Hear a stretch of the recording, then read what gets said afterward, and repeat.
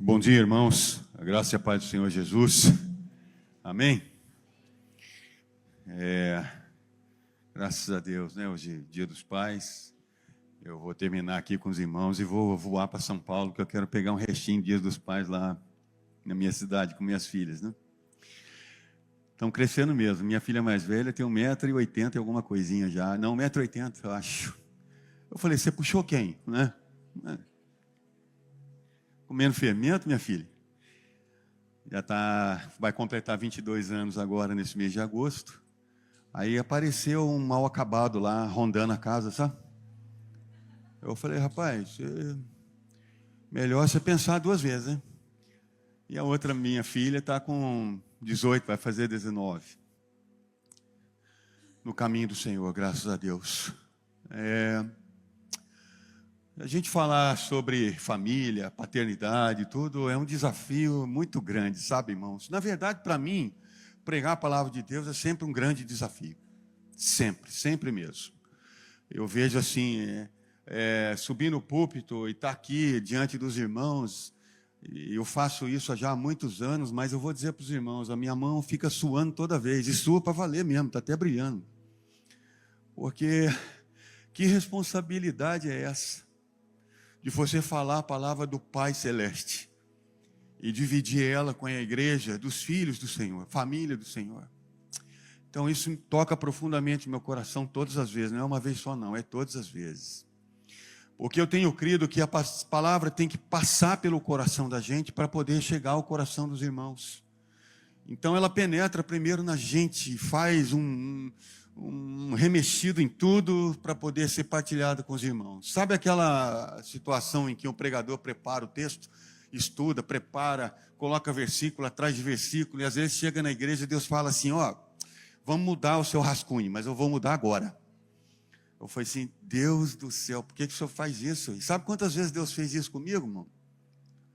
Perdi a conta. Falei, eu já estudei, eu já combinei com o Senhor que eu ia falar isso aqui, Então, o Senhor me ajuda, né? E derrama o seu Espírito sobre mim e deixa eu falar isso aqui. Aí, às vezes, chega sentado ali e Deus fala assim, deixa eu falar uma coisa para você. Vamos mudar esse negócio um pouco agora. Então, eu vou falar para os irmãos aquilo que o coração está explodindo na presença do Senhor. Há 2 anos atrás, meu pai partiu. E eu confesso aos irmãos que os últimos anos foram melhores do que os primeiros. Nós tivemos uma relação extremamente conturbada, extremamente difícil. Meu pai foi alcoólatra durante muitos anos. Meu pai foi preso algumas vezes. Enfim, aquela história que se repete em muitos lares. E nós tivemos assim uma relação de inimizade por muito tempo, muito tempo. De um relacionamento assim extremamente distante, frio, né? Como acontece nessas situações. E quando realmente Deus começou a fazer uma obra na minha vida, eu me converti e depois fui chamado para o ministério. Eu comecei a me aproximar do meu pai e, ao mesmo tempo, traçando um caminho de cura e restauração dentro da alma, porque são marcas que vão ficando ao longo dos anos, né? Eu não acredito que existe algo mais poderoso do que as marcas de um pai na vida de um filho, ou de uma mãe na vida de uma filha, ou do pai na vida de uma filha, enfim, a paternidade.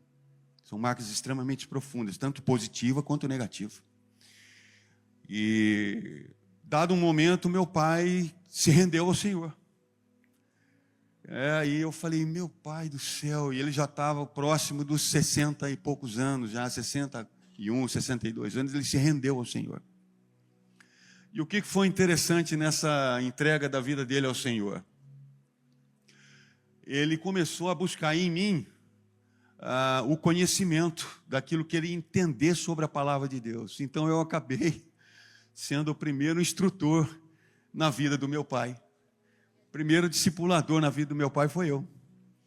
E aí eu trabalhei com ele alguns textos e Deus foi restaurando o amor, a graça, a amizade, o perdão, a misericórdia, a restauração, a cura, tudo dentro de um processo.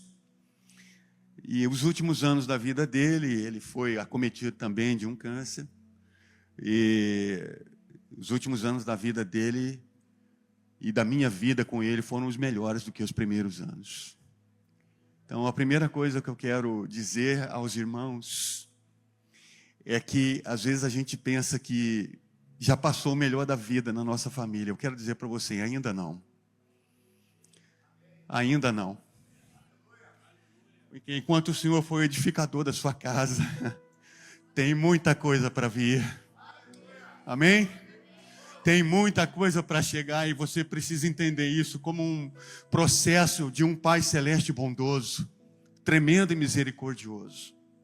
Texto que eu quero trazer para os irmãos, conversão de coração para coração, é o texto de Malaquias capítulo 4, versículo 6.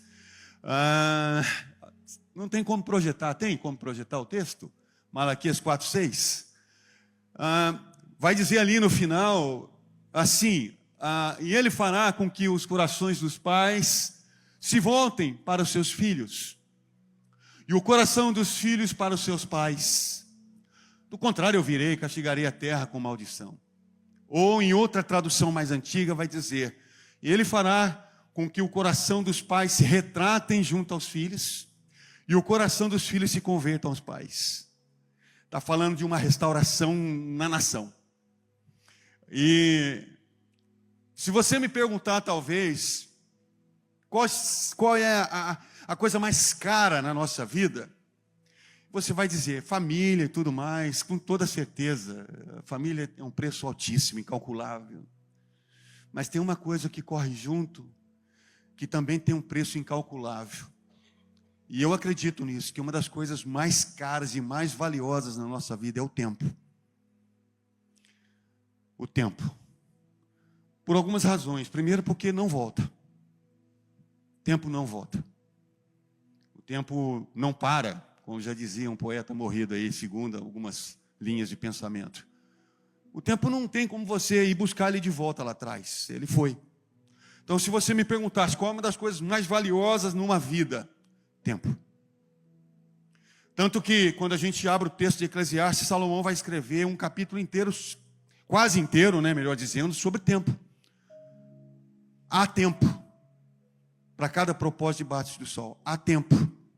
Há tempo de amar, há tempo de perdoar, né? Há tempo de juntar, há tempo de espalhar, há tempo de abraçar, há tempo de separar, de abraçar. E ele vai construindo uma ideia sobre tempo. E eu entendo o tempo como algo tão valioso porque quantas e quantas vezes a gente repete para a gente mesmo, nossa, não deu tempo. Não deu tempo, não deu tempo, não deu tempo, não deu tempo, não deu tempo. Até que, infelizmente, chega o dia que todos nós vamos ter que enfrentar, que a gente morre. Tem um ditado que o pessoal diz aí fora, é o seguinte, só tem uma coisa certa na vida, é que todo mundo morre. Tem outra coisa certa na vida, para nós que cremos. Todo mundo morre, mas infelizmente nem todo mundo vive. Nem todo mundo vive.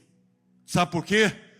Gasta o tempo sem perceber que ele vai escorrendo pelas mãos e a vida vai correndo e as pessoas vão perdendo esse tempo valioso, não fazem concertos na hora que tem que fazer, não pede perdão na hora que tem que pedir, não perdoa na hora que tem que perdoar, não socorre na hora que tem que socorrer, não se apresenta na hora que tem que se apresentar.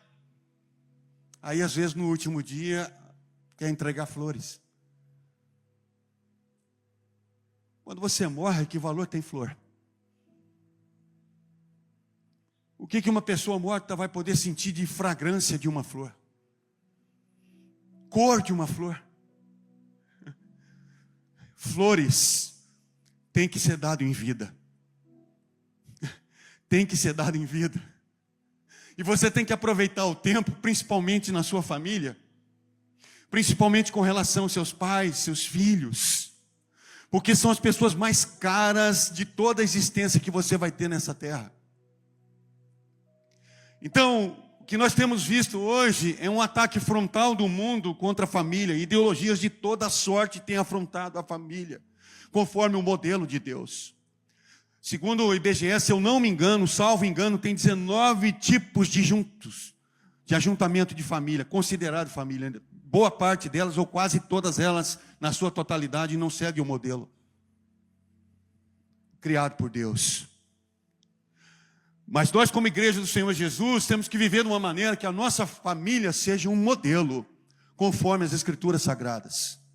E se você viver uma fé viva no Senhor, duas coisas em especial você vai ter. Primeiro, que você não vai viver perdendo tempo, porque quando a gente vive na presença de Deus, e Deus está à nossa frente, Ele sabe exatamente o tempo e o modo de fazer todas as coisas da nossa vida e da nossa casa. A segunda coisa que você tem que lembrar e nunca esquecer, que se o Senhor não edificar a sua casa, em vão trabalham os que edificam. Se o Senhor não guardar a sua casa, em vão vigia a sentinela. E vai dizer o texto no Salmo 127 que os nossos filhos são como flecha na mão de um valente. É o texto do Salmo 127. E uma flecha, você sabe que uma hora você vai ter que retesar o arco e vai ter que soltar. Não é assim? Por isso que agora a minha mais velha com 22 anos, eu já estou vendo a hora que eu vou ter que soltar. E quantas vezes pais erram o alvo? Mas quando você crê no Pai Celeste, mesmo que a flecha esteja talvez desviando do alvo, a sua intercessão é capaz de guiá-la para o alvo de volta. Por causa da graça do Pai Celeste, do Senhor nosso Deus. O que nós temos que entender é que o tempo, em primeiro lugar, precisa ser tão valioso na sua relação com o Pai Celeste e na sua relação com os seus, com as pessoas mais preciosas que Deus colocou na sua vida. Eu já falei uma vez aqui, quando me casei, nós tentamos ter nossos filhos, não acontecia, e aí eu falei, ou eu estou doente, ou melhor, ou eu estou com algum problema, ou minha esposa tem algum problema. E eu me lembro direitinho que uma hora eu marquei um médico, um amigo da família, um urologista, um dos melhores que tem na nossa região. E ele disse, vamos fazer alguns exames, cara, para a gente poder ver o que está acontecendo. A gente faz contigo, depois a gente faz com ela, para ver se existe realmente alguma coisa aí que está impedindo aí. Bom, resumindo a história, eu não podia ter filho. E aquilo me pegou de um jeito que quase me desanimou. Até que, nessa época, tinha uma música, uma canção que era tocada direto. O meu Deus é o Deus do impossível. Lembra dessa música? O meu Deus é o Deus do impossível. Faz da estéril mãe de filhos. E eu fiquei com aquilo na minha cabeça. Eu falei, faz da estéril mãe de filhos. E por que não pode fazer o estéril pai de filhos? E eu comecei a orar. Comecei a buscar o Senhor, comecei a pedir ao Senhor, Deus, se é teu propósito, me ajuda então a entender, e me ajuda então a me conformar. Mas se não é o teu propósito, faz um milagre. Eu orei 5 anos. Eu orei durante 5 anos. E um dia eu estava resolvendo uma questão no centro da cidade onde eu moro, meu celular tocou. E o celular naquela época, aquele celular, sabe aquele celular bem discreto? Aquele bem discreto, sabe? Porque é o que tinha. Só faltava você puxar a antena. E eu falei, o que foi? Minha esposa ligou, está tudo certo, está tudo bem e tal. Ela falou, você está sentado? Eu falei, sim, não, eu estou andando para resolver as coisas. Então é melhor você sentar. Eu falei, meu Deus do céu, morreu alguém. Alguém morreu da família e ela não está querendo falar. Foi o que eu pensei na hora. Aí ela disse assim, eu fiz o teste de gravidez. Eu falei, é mesmo? Eu estou grávida. Eu falei, espera que eu tenho que sentar.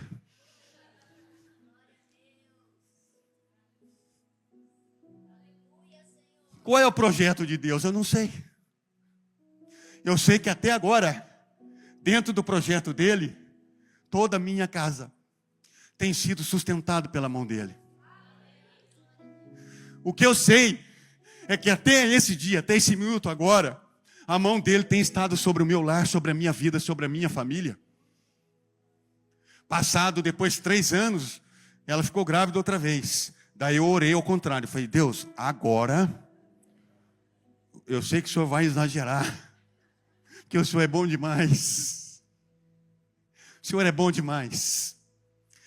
Aí veio a segunda filha, daí eu falei, não, vamos parar por aqui, porque o negócio não está fácil. Então eu tenho 2 filhas. E estou lutando para mantê-las no caminho. Porque um pai tem que trazer sobre si pelo menos 4 pontos inegociáveis. Um pai, ele tem que ser o rei que governa o lar com sabedoria e amor.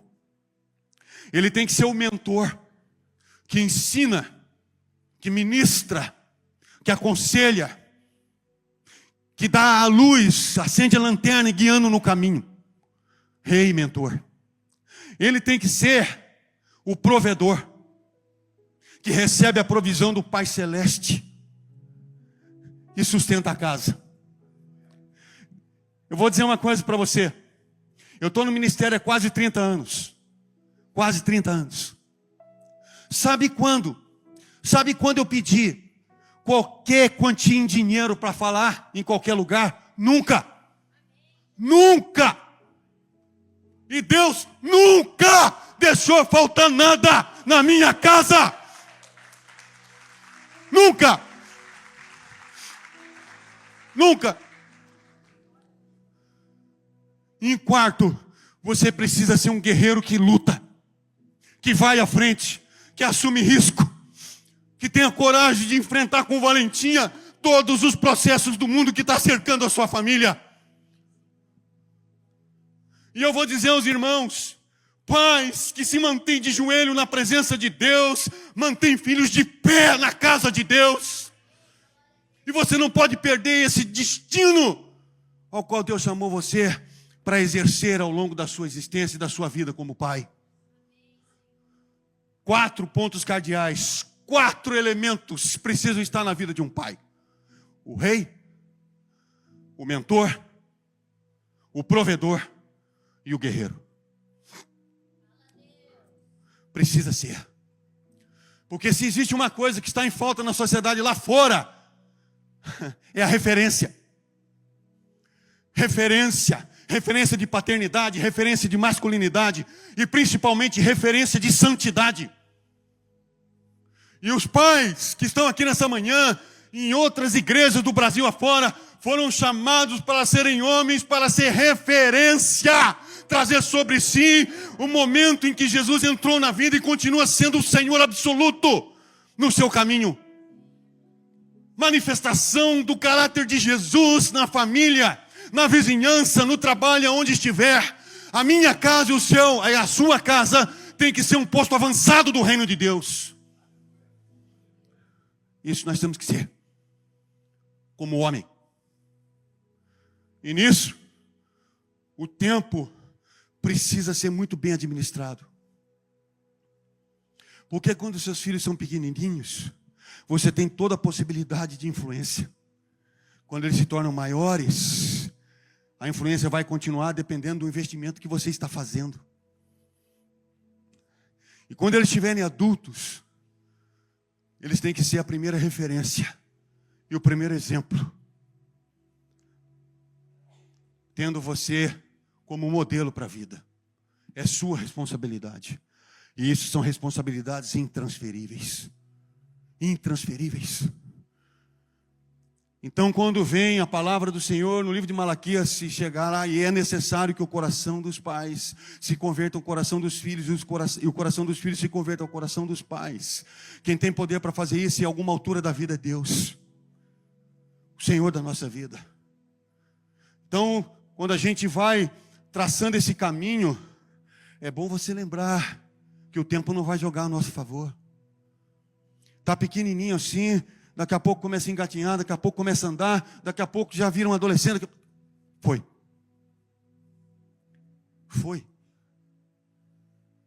E eu não posso perder a oportunidade de manter a minha influência. E eu não posso perder tempo me deixando me influenciar por outra coisa que não seja os valores do reino de Deus e da palavra de Deus. Eu não posso. Eu não posso cochilar na direção. Eu não posso cochilar no leme do navio. Eu preciso manter a linha. porque eu quero repetir as mesmas palavras que Josué repete lá no Velho Testamento, dizendo assim: olha, eu não sei quem vocês vão servir, mas uma coisa eu sei, eu e a minha casa serviremos ao Senhor. Depois Lucas vai repetir isso de uma maneira interessante: crê no Senhor Jesus Cristo e será salvo tu e a tua casa.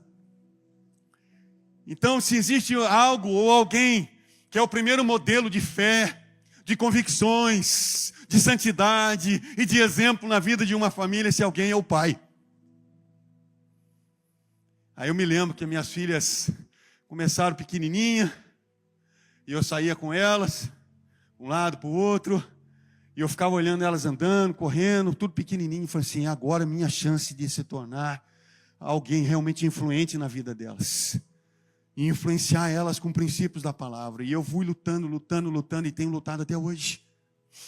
Porque assim como a gente não deve parar de lutar, você tem que lembrar também que o mundo não desiste para tirar os filhos da presença dos pais. Foi assim na história. Ontem eu estava falando aqui para os homens, né, de todo o movimento pós-guerra. Você vai perceber que mudanças tremendas aconteceram na vida da juventude no movimento pós-guerra. Começa com rock and roll nos anos 50, né? E depois a gente entra nos anos 60 com o movimento hippie, já tirando os filhos de dentro de casa. Totalmente.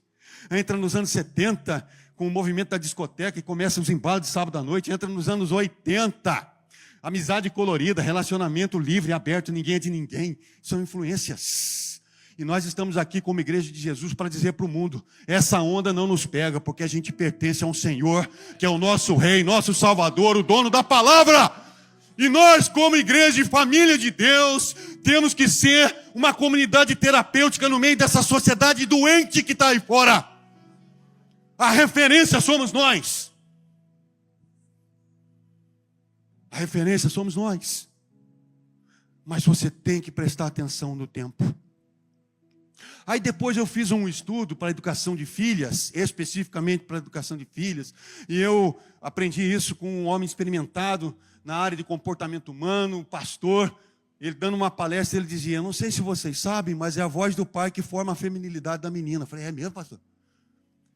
É, comprovado cientificamente. Eu falei assim: então eu já entendi. Porque às vezes a minha esposa está arrumando as duas, colocando lacinho, colocando aqueles negócios no cabelo, que eu não sei como é que chama, um monte de fitinha colorida, tal, não sei o que, não sei o que.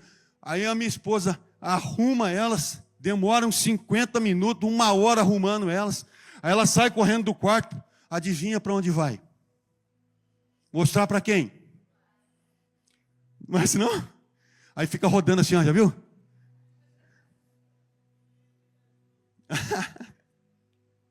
Aí o pai vai dizer: nossa, que lindo, que bonita, minha filha e tal, e tal, e tal, e tal. Está forjando nela.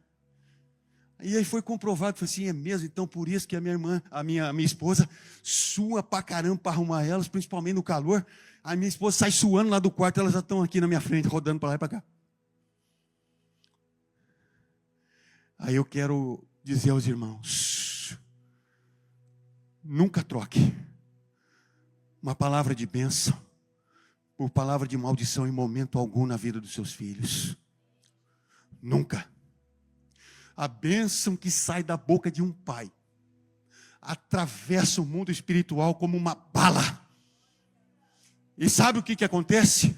Quando um pai ajoelha no chão e intercede pela vida dos seus filhos, um escudo de fé tremendo é colocado em volta deles. Apesar do diabo não desistir, mas encontra dentro do lar um homem pronto para a batalha, um homem pronto para agir e reagir a toda e qualquer influência externa, como nós temos visto hoje. A ideologia de hoje, a filosofia de hoje, tirando os nossos filhos de dentro de casa, deformando a identidade dos nossos filhos. Basta abrir Romanos capítulo 1, do verso 18 em diante, você vai ver no texto bíblico Paulo já orientando a igreja: cuidado com essas filosofias e ideologias do tempo de hoje, porque elas têm a tendência de desmanchar a identidade dada por Deus. E eu me lembro uma vez, irmãos, conversando com uma moça, já moça, num congresso que eu fui pregar no sul do Brasil. E eu terminei o congresso, era um congresso de jovens, era um retiro de jovens, perdão, era um retiro de jovens. Eu terminei de pregar e trazendo uma palavra, né, sobre restauração, sobre vida, sobre cura.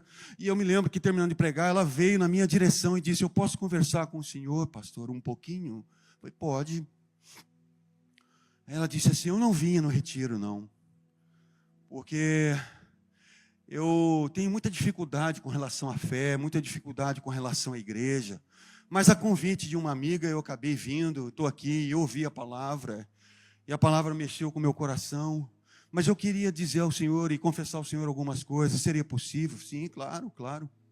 E ela disse assim: olha, o motivo de eu não conseguir me relacionar com Deus, de eu me relacionar com Jesus, da maneira como eu gostaria, ou de estar na igreja da maneira como eu gostaria que muitos estão aqui, é porque, infelizmente, quando eu ainda era pequeno, eu fui abusado por um presbítero da igreja.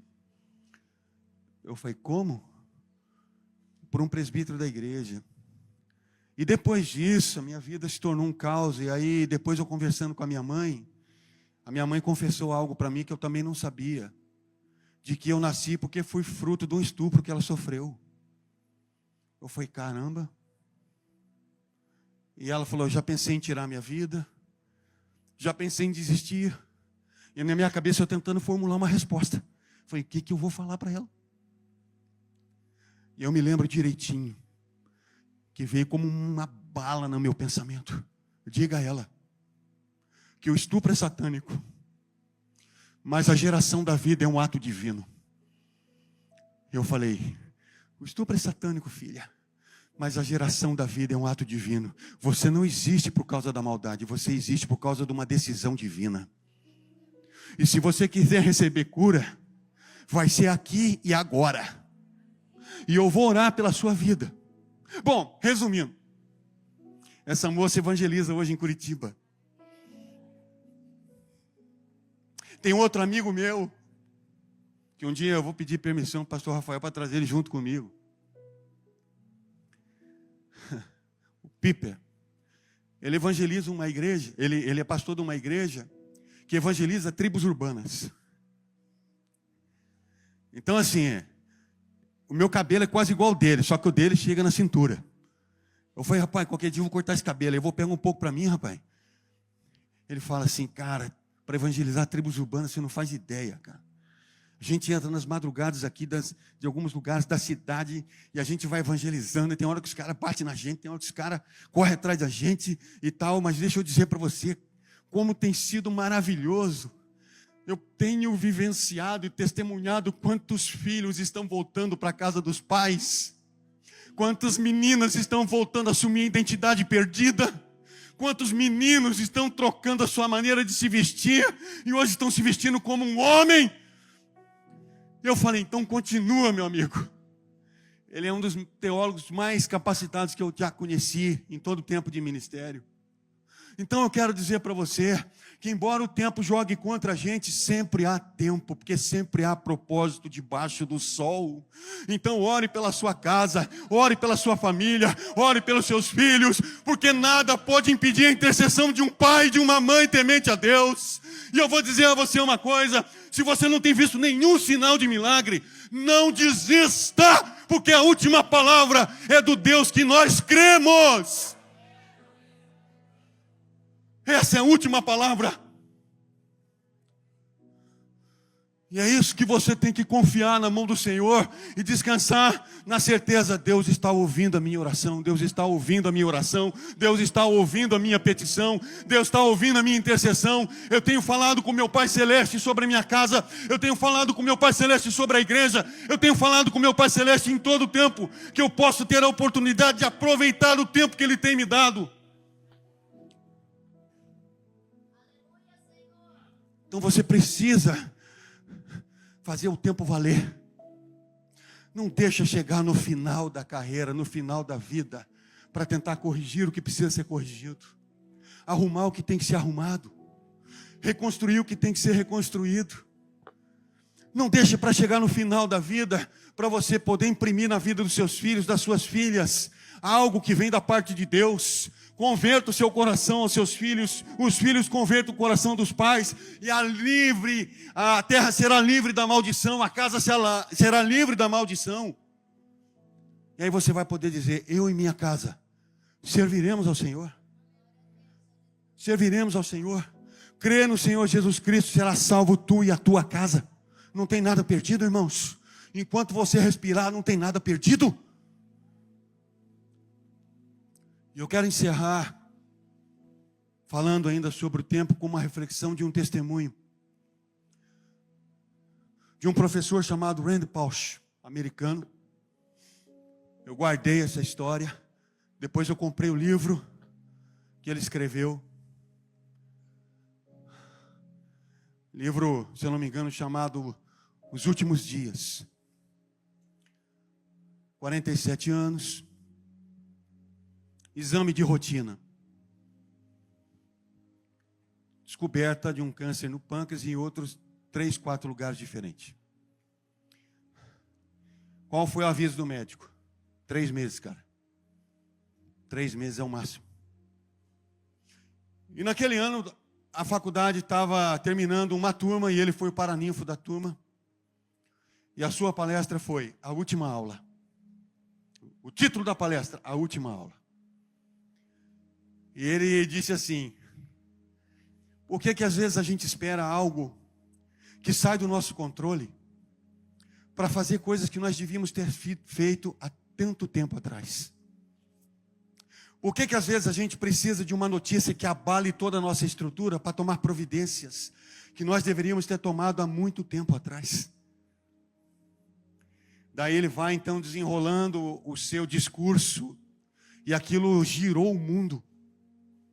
Um dia foi chamado na CNN para dar uma entrevista em rede nacional nos Estados Unidos. E a primeira pergunta que a repórter fez para ele foi, ou a entrevistadora foi: você não sente raiva de Deus?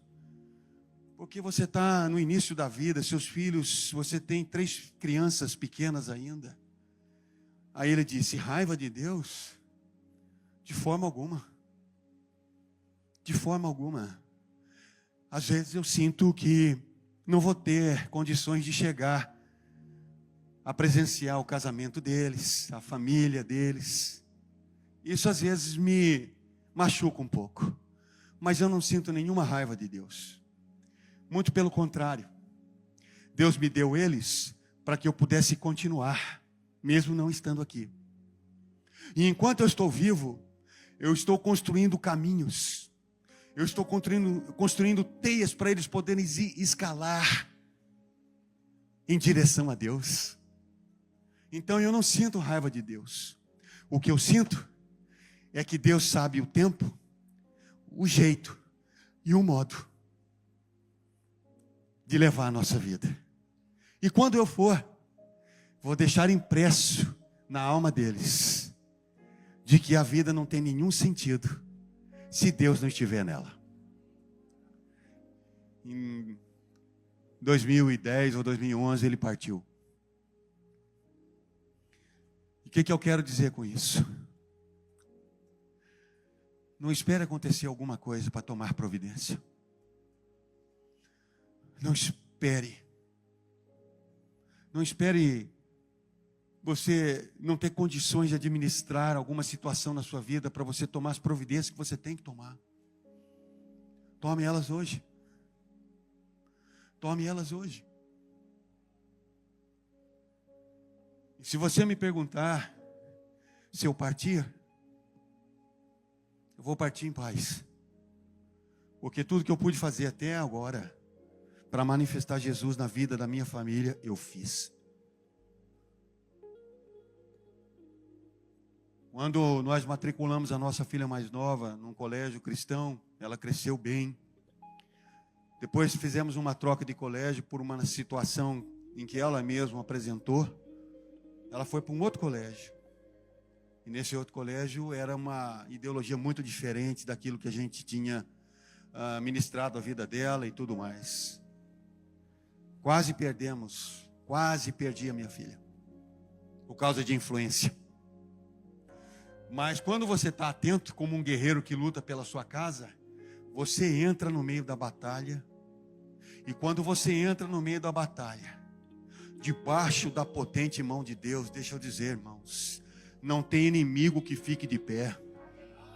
Não tem inimigo que fique de pé. E eu disse a ela, pode vir aqui, eu vou ministrar sobre a sua vida, eu vou acompanhar você, eu vou colar em você, eu vou transmitir a você tudo da parte de Deus que você precisa entender e saber.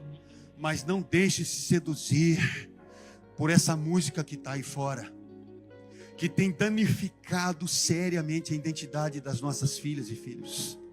Porque o ataque não é contra o estilo de vida, o ataque é contra a identidade. Esse é o problema. E aí então, nós temos hoje tempo devocional juntos, ministrando a vida dela, a palavra de Deus, a oração, o acompanhamento. E aí aquela menina que tinha esquecido de buscar a Deus, que não estava mais levando Deus em consideração, hoje tem cantado sozinha louvores ao Senhor. Então deixa eu falar para você, não tem nada perdido. Não tem nada que não possa ser alcançado pelo longo braço da graça de Deus. Coloque a sua família na presença do Senhor. Coloque os seus filhos e filhas na presença do Senhor. E não permita que a ideologia lá fora consuma o entendimento deles. Calque o entendimento deles na doutrina sagrada do Senhor. Em nome de Jesus. Amém? Deus abençoe os irmãos. Se você precisa de oração, eu vou orar por você. Nós estamos terminando. Vem aqui na frente, eu quero orar contigo, mas vem logo.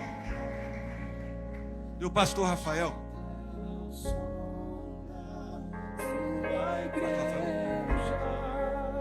Vamos orar.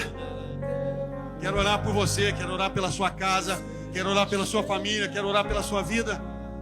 Vai sair daqui hoje firmado com propósito. Eu quero voltar para minha casa agora e proclamar na minha casa a presença do nosso Deus Altíssimo, o nosso Pai Celestial. Quero vir com a minha família para a casa do Senhor. Restauração, cura, libertação, transformação do meu lar, na vida dos meus filhos, na vida dos meus pais. Porque Deus é poderoso para transformar a sua história. Em nome de Jesus. Oh Senhor, tomai nas tuas mãos o teu povo. Derrama da tua graça e da tua misericórdia sobre a vida da tua igreja. Fortalece, ó Deus, os nossos irmãos que são pais e que precisam, ó Deus, fazer um caminho de reencontro, de conversão ao coração dos seus filhos. Homens, ó Deus, que o Senhor levantou nessa geração para proclamar a tua palavra, para viver a tua palavra e serem referência para uma sociedade que está se perdendo. Dá, Senhor, aos teus filhos e filhas tempo para poder, ó Deus, caminhar intimamente com o Senhor. Que a casa, a família, os filhos e filhas, pais e mães, sejam, Pai, hoje tocados pelo poder do teu Espírito Santo. E em nome de Jesus, a restauração necessária venha, a transformação, a cura, a libertação, Pai, venha sobre o lado dos teus servos, a reconstrução de relacionamento, de casamento, de paternidade, venha sobre a vida dos teus filhos, em nome do Senhor Jesus. Aleluia! Vamos aplaudir o Senhor e bendizer o nome do nosso Deus, em nome de Jesus. Deus abençoe você.